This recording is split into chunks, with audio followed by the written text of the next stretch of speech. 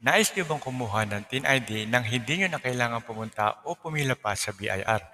Ituturo ko sa inyo ngayon kung paano tayo kukuha ng digital TIN ID step by step para mas madali niyong maintindihan. Mayroon tayong dalawang proseso ng pag-apply sa BIR. So, una ay mag-create tayo ng account at ikalawa ay mag-fill out tayo ng form 1904 using our cellphone online. Okay? So, sana natin. Una natin gagawin ay mag-create tayo ng account. So mula sa ating cellphone o sa ating computer, pareho lang din naman po yan. Ano? So buksan lang po natin ang ating browser at i-type lang po natin ang orus.bir.gov.ph. Okay, yan po yung website ng BIR kung saan tayo magre-register. Okay, ganyan-ganyan po makikita nyo. And then, kiklik lang po natin ang new registration at ng as an individual. So, yan po dalawa na yan. And then next, create an account. Okay, so i-click lang po natin yung create an account. And then, makikita nyo po yung mga terms of service, yung po kulay pula. So i-click lang po natin yan and then yung kulay green sa ilalim na agree. So next menu is makikita nyo register as unang-una yung taxpayer. So i-click natin yan and then please select an option with existing TIN or without existing TIN. So ngayon, ang kailangan natin ay without existing TIN. So i-click lang natin yan.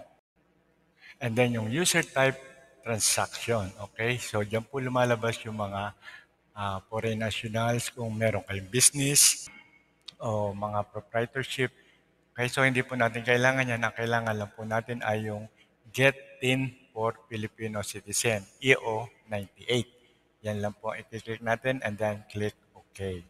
And then, pagdating naman po sa taxpayer type, kung makikita nyo, merong one-time transaction at merong executive order number 98. So, 98 yung pinili natin kanina. So, 98 din ang pipiliin natin ngayon. Yan pong pangalawa. And then, click nyo lang yung OK. I-enter nyo lang ang inyong mga details. And then, pagkatapos nun, kailangan niya rin ng inyong email. Diyan po kasi babagsak yung inyong conversation sa BIR. And then, password. Okay, meron po yung minimum requirements. Kailangan po dyan ay 12 characters. So, pwedeng small letter, pwedeng capital letter, at po pwedeng special characters. Kapag ng period, question mark, hashtag, pwede po yan. Okay, as long as 12 characters. Okay, so i-click nyo lang yung I'm not a robot and then click register. Okay, so pag napila pa niya na yon, pupunta na kayo sa inyong email dahil nagpadala po si BIR ng OTP link doon at kailangan nyo pong i-click. Okay, so pupunta tayo sa ating email. Yan, ganito po makikita nyo sa inyong email. Click nyo lang po yung verify your account. So, okay, so click nyo yan. And then, pagka-click nyo yan, pwede na kayong mag-login sa inyong account. Okay? Tapos na tayo sa first part, yung creating an account. Okay? So, pwede na tayo mag-login. And then, nasa second part na tayo, kailangan na natin mag-fill out o mag-apply sa BII Form 1904 gamit ang ating cellphone. Okay? So, pwede na tayo mag-login. So, mag-login na kayo. Enter yung email, enter yung password na in-enter nyo kanina. Right? And then, I'm not a robot. And then, log in. Okay, so pag nakalagin na kayo, makikita nyo sa upper part ng inyong cellphone ay log out. Ibig sabihin po niyan ay nakalagin na kayo. Okay, so pagkalagin nyo, makikita nyo na ang mga menu. At scroll down nyo lang sa ilalim, makikita nyo yung fill up registration form 1904. Okay, so pagkalagin nyo, and then makikita nyo sa taas, nasa page 1 na kayo. Yan po yung mga pages, kulay yellow. And then, scroll down nyo lang at pilapan nyo ng inyong details. Okay, so pilapan nyo lang po ang inyong mga details and then sa ilalim makikita nyo yung continue. So nasa page 2 na tayo ngayon, enter nyo lang ang inyong business address. Okay, so very straightforward po yan. Yung inyong province o hanapin nyo lang kung ano yung province nyo. For example, gamitin natin ay NCR. So click natin yung NCR and then the complete details. So sa city and address. Okay, so select lang po natin yan. And then next, nasa page 3 na tayo ngayon. Ano ang purpose ng application? Remember yung pinili natin kanina, yung EO98. Okay, yun po yung ating purpose. So, click nyo lang yung continue. Now, do you have an authorized representative? Okay, so click nyo lang yung no. And then next, yung inyong purpose, automatic na po yan. So, click nyo lang yung continue. Dahil na-pre-select na po natin yan kanina. And then, nasa page 4 na po tayo. So, scroll down nyo lang para mai-upload natin ang ating ID at ang ating selfie with ID. Okay? So, scroll down para makita nyo yung upload a file. Okay? So, i-click nyo lang yung upload a file. Una nyo i-upload ay yung inyong ID.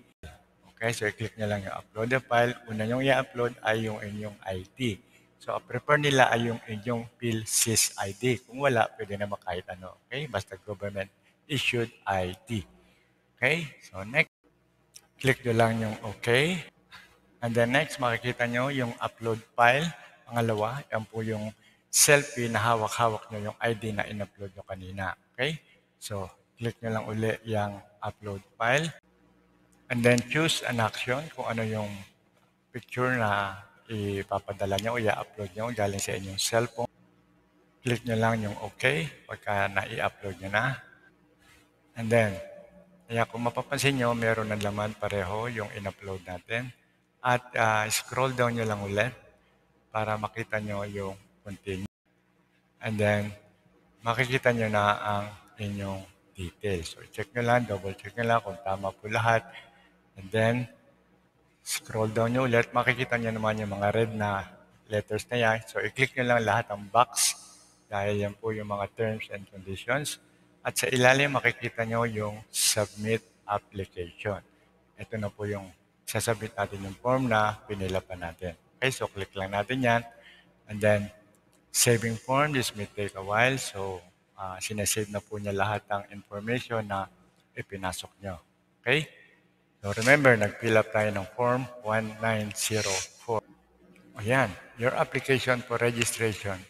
Yan na po yung confirmation na pinadala ni BIR. Okay, so nagpadala uli siya ng second email para sa confirmation. Okay, so click nyo lang yung proceed and then punta kayo sa inyong email. Okay? So dito naman sa next menu ay po pwede nyo pampalitan ng inyong password. But dito, meron siyang option na to change your password. Okay, so next. So click lang natin ng proceed and then check your email. Okay, so pupunta na tayo sa ating email.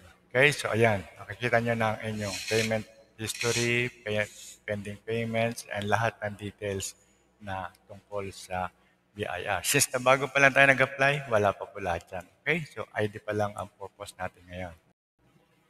Yan, nandito na tayo ngayon sa ating email. So remember, second email na natin to. Okay, so yung una, nabasa na natin. And pangalawa ay meron siyang notice na mag-iintay tayo ng within 3 working days para sa result ng ating application.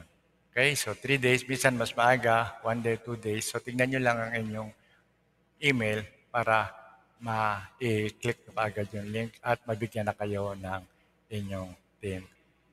So, pag na-receive nyo na yun, i-click nyo lang yun and then makikita nyo na yung mga information. Okay, so ganyan ang inyong TIN ID at kung mapapansin nyo, meron niyang QR code na pwede nyo i-scan at po pwede nyo i-save sa inyong cellphone o sa inyong computer. Okay? So, meron din pong hotline ang BIR kung sakaling meron kayong problema o meron pa kayong mga katanungan, pwede nyo rin pong comment sa atin sa baba. So, ang hotline po ng BIR ay nandiyan sa inyong screen at kasama na rin ang kanilang email address kung meron kayong mga katanungan. Okay, so hanggang dito na lamang po at sana naipaliwanag ko na maganda at mag-comment na kayo kung meron kayong hindi naintindihan. Okay, maraming salamat sa panonood at hindi lang po kakalimutan na mag-like, subscribe at hit nyo na rin ang bell para updated kayo sa ating mga videos. Okay, mula po sa ProMag TV. God bless.